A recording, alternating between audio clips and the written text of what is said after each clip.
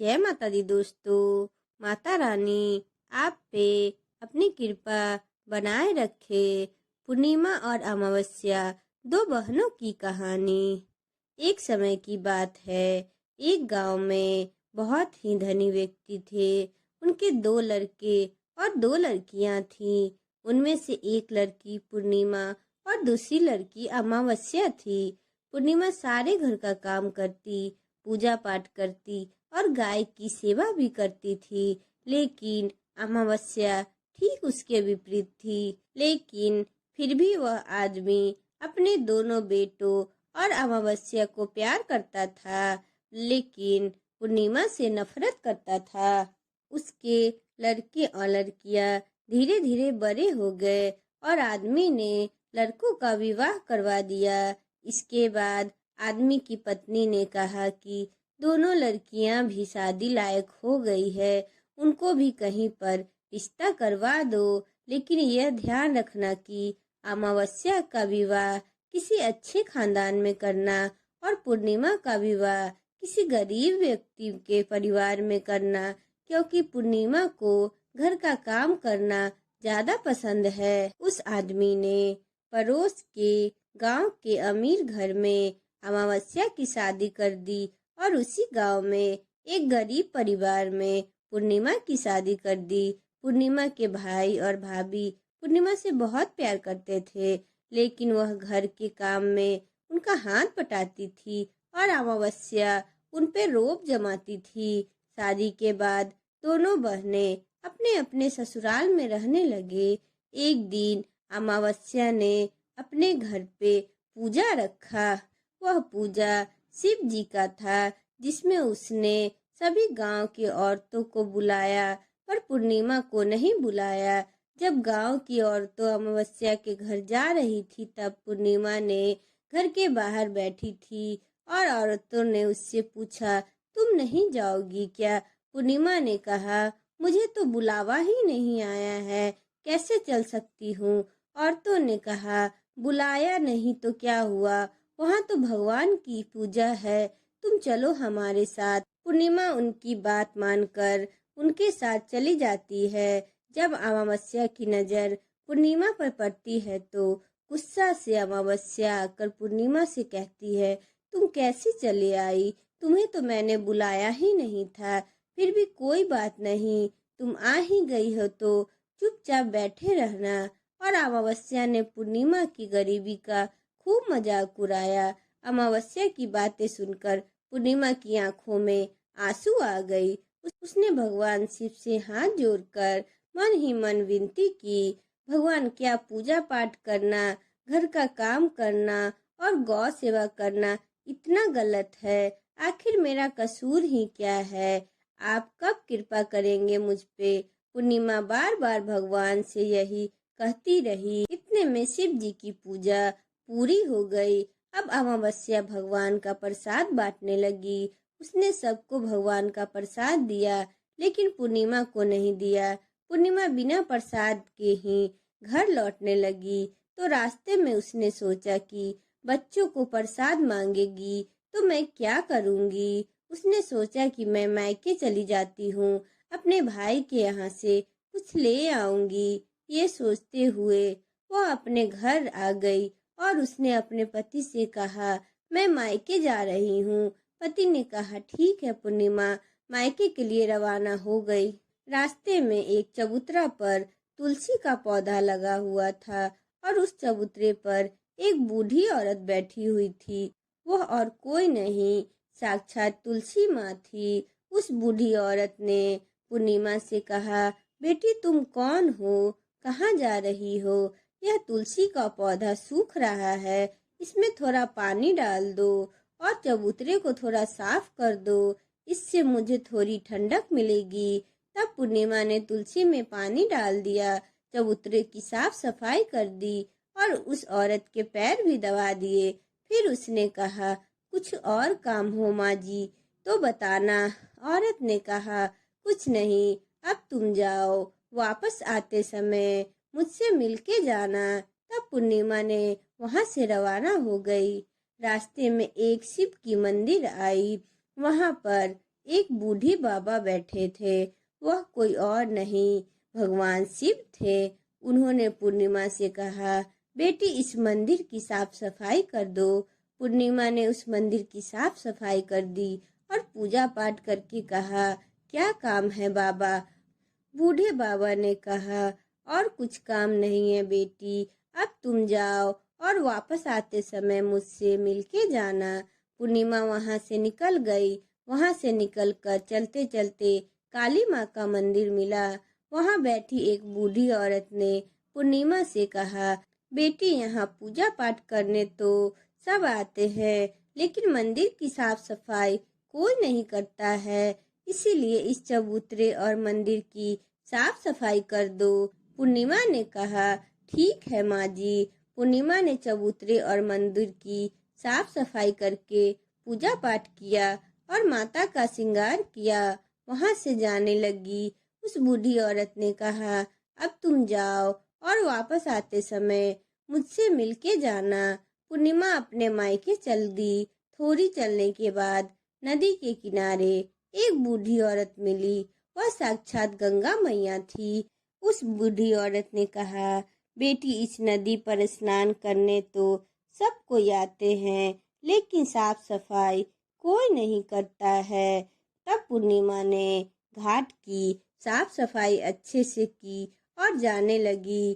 तब उस औरत ने कहा, बेटी वापस आते समय मुझसे मिलके जाना।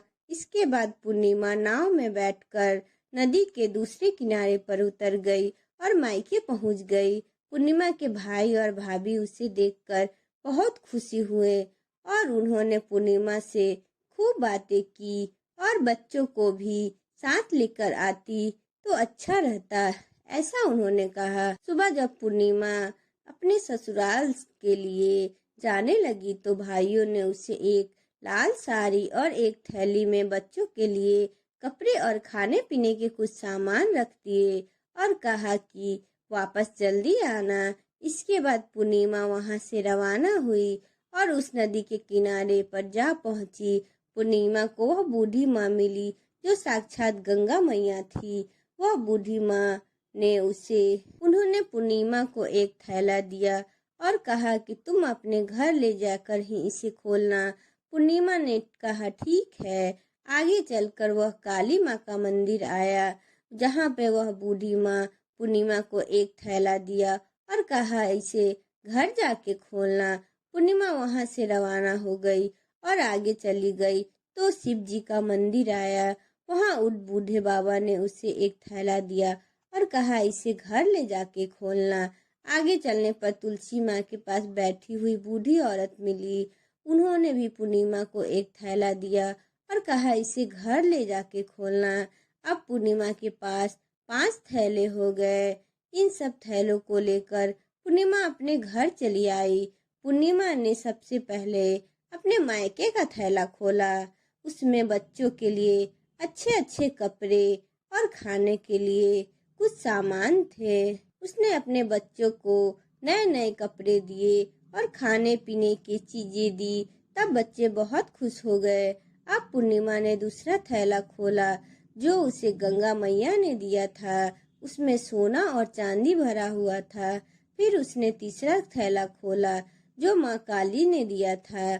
उसमें 16 श्रृंगार का सामान भरा हुआ था। अब उसने चौथा थैला खोला जो भगवान शिव ने दिए थे। उनमें धन संपत्ति भरी हुई थी। इसी तरह उसने 5वां थैला खोला जो तुलसी माँ ने दिया था। उसमें चावल, दाल और 7 प्रकार का धान भरा हुआ था। अब पूर्णिमा के घर में किसी चीज की कमी नहीं थी। पूर्णिमा के मन में विचार आया, क्यों न मैं भी शिव जी का पूजा करूं। उसने अपने घर पर शिव जी की पूजा रखी और गांव के सभी औरतों को बुलाया और अपनी बहन को भी बुलाया। जब अमावस्या अपनी बहन के घर आई तो उसने देखा कि पूर्णिमा के घर में धन दौलत की कोई कमी नहीं है और यह सब देखकर अमावस्या आश्चर्यचकित रह गई। उसने पूर्णिमा से पूछा, तुम्हारे पास इतना धन कहाँ से आया? पूर्णिमा ने कहा, बहन तुमने अपने घर पर शिव जी की पूजा रखी थी, उसमें मुझे नहीं बुलाया, फिर भी मैं बिना बुलाए तुम्हारे घर आई, तुमने भगवान का प्रसाद तक मुझे नहीं दिया। इसके बाद मैं अपने मायके चली गई। इसके बाद पूर्णिमा ने रास्ते में जो हुआ सारा कुछ अपनी बहन से कह सुनाया। तब अमावस्या ने पूर्णिमा से कहा, तुम भी मुझे प्रसाद मत दो, मुझे डांटो। लेकिन पूर्णिमा ने कहा, ये तो भगवान का प्रसाद है, यह तो मैं सबको दूंगी और तुम्हें भी दूंगी। फिर भी अमावस्या ने प्रसाद नहीं लिया और सीधे अपने घर चली आई। घर जाकर अपने बच्चों से कहा कि मायके जाने के लिए रवाना हो रही हूँ। चलते चलते रास्ते में वही तो तुलसी माँ मिली, जो चबूतरे पे बैठी माँ का रूप धारण करके बैठी हुई थी। उसने अमावस्या को चबूतरे की साफ सफाई को कहा। उस पर अमावस्या ने कहा, ए बुढ़िया, दिखाई नहीं देता, नई साड़ी पहन रखी हूँ और गंदी हो जाएगी तो। आगे जाकर भगवान शिव जी का मंदिर मिला और काली माँ, गंगा मैया मिली। उनको भी उसने ऐसा ही कह दिया और इसके बाद वह आगे चली गई। पर नदी किनारे लगी नाव में जैसे ही बैठी, उसमें रखे फूल कांटे में बदल गए, जो उसके पैरों में चुभ गए। किसी तरह वह दूसरे किनारे पर उतरकर अपने मायके चली गई। जब वह अपने मायके पहुंची तो उनकी भाभी आपस में बात करने लगी, काम की न काज की, 9 मन अनाज की, पता नहीं आज यह यहाँ कहाँ से आ गई। अब आ ही गई है तो ठीक है। उन्होंने खाना बनाया और खाना खाकर सभी सो गए। अमावस्या सुबह उठी और अपने भाइयों से कहा, मैं अपने ससुराल जा रही हूँ। उन्होंने कहा, ठीक है जाओ। अमावस्या बोली, पूर्णिमा को तो तुमने बहुत कुछ दिया, मुझे कुछ नहीं दोगे क्या? भाइयों ने कहा, तुम घर जाओ, सब तुम्हारे घर पहुंच जाएंगे। तब अमावस्या वहां से रवाना हो गई। नदी किनारे गंगा मैया का रूप धारण करके बूढ़ी औरत बैठी हुई थी। अमावस्या बोली, आपने पूर्णिमा को तो बहुत कुछ दिया था, मुझे नहीं दोगी क्या? औरत ने कहा, तुम अपने घर जाओ, तुम्हारे घर पहुंच जाएगा। इसके बाद काली माता, भगवान शिव, तुलसी माता सब ने यही कहा। जब अमावस्या अपने घर पहुंची तो आंगन में 5 थैले रखे हुए थे। उसने मन ही मन सोचा, आज तो मैं निहाल हो गई। उसने जल्दी जल्दी से सभी थैलों को खोला तो किसी में मिट्टी, तो किसी में पत्थर, तो किसी में कंकर कोयला भरा था। यह सब देखकर उसने अपना सिर पकड़कर कहने लगी, हे भगवान, मुझे मायके में भी कुछ नहीं मिला और इन थैलों में भी कुछ नहीं मिला।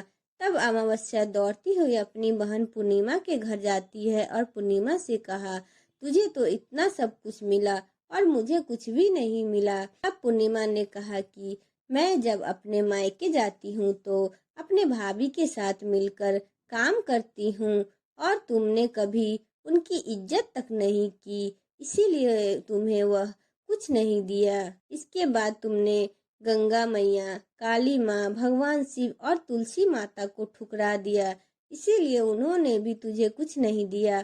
अमावस्या बोली, बहन मुझे माफ कर दो, मैंने हमेशा तुम पर अत्याचार किया है, इसीलिए मुझे कुछ नहीं मिला। कोई बात नहीं, मैं भगवान की भक्ति करके फिर से सब पर प्राप्त करूंगी। के बाद अमावस्या अपने घर गई और भगवान की पूजा पाठ करने लगी। उसने भगवान शिव से माफी मांगी और गौ सेवा करने लगी और दूसरी की मदद भी करने लगी। इस तरह अमावस्या के भी सारे दुख मिट गए। इसीलिए कहा जाता है, कर्म करो, फल की इच्छा ना करो, भगवान सब जानते हैं, भगवान सब पे कृपा बनाए रखते हैं। अगर आपको मेरा वीडियो अच्छा लगा हो तो चैनल को लाइक एंड सब्सक्राइब करें एंड बेल आइकन को प्रेस करें।